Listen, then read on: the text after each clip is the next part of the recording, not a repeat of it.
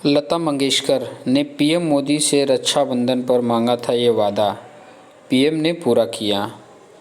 पुणे में एक प्रोग्राम में लता दी ने मोदी जी के लिए ऐसी बात कह दी थी कि विरोधी दल तक भड़क गए थे, लेकिन लता दी मोदी जी के लिए इस बात पर अड़ी रही।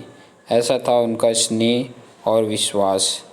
लता मंगेशकर के निधन के साथ ही देश, दुनिया और बॉलीवुड में संगीत का एक युग समाप्त हो गया।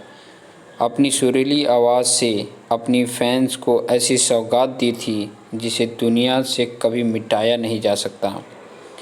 पीएम मोदी के साथ उनका बड़ा ही मधुर रिश्ता था। पीएम मोदी उनके प्रशंसक होने के साथ साथ उनके साथ इतने आत्मीय रिश्ते में बंधे थे कि उन्हें दीदी कहकर बुलाते थे और खुद लता दीदी उनका बहुत सम्मान करती थी। पीएम मोदी कितने भी व्यस्त क्यों न रहे, लेकिन 28 सितंबर यानी लता मंगेशकर का जन्मदिन वो कभी नहीं भूलते थे। भले ही वो किसी मीटिंग में व्यस्त हों, किसी रैली में हों या आसमान में सफ़र कर रहे हों, इस खास दिन लता दी को जन्मदिन की बधाई देना वो कतई नहीं भूलते थे। 2019 में भी कुछ ऐसा ही हुआ था। जब पीएम मोदी विमान से यात्रा कर रहे थे, उन्होंने विमान से ही कॉल करके लता दी को कहा था कि मैं शायद आपके जन्मदिन के बाद ही लौट कर आ पाऊँगा, इसलिए विमान से ही जन्मदिन की शुभकामनाएं भेज रहा हूँ। बाद में यह रानी ऑल इंडिया रेडियो द्वारा जारी किए गए एक ऑडियो वीडियो में आप सुन सकते हैं कि कैसे पीएम मोदी ने विमान से ही फ़ोन करके लता मंगेशकर को फ़ोन करके उनके जन्मदिन की बधाई दी थी।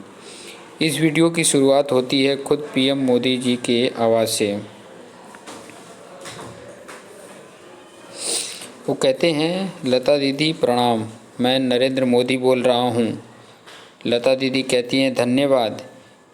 फिर पीएम मोदी फ़ोन पर कहते हैं कि मैं दरअसल हवाई जहाज़ में ट्रैवलिंग कर रहा हूँ और पहले ही आपको जन्मदिन की अग्रिम शुभकामनाएं दे रहा हूँ। लता दीदी उन्हें धन्यवाद करती हैं और मोदी जी बताते हैं कि जब आपका जन्मदिन होगा तो मैं शायद यहाँ नहीं रहूँगा या यात्रा में रहूँगा, इसलिए आपको पहले ही विश कर रहा हूँ। कहते हैं कि दोनों के बीच भाई बहन का बहुत ही प्यारा रिश्ता था।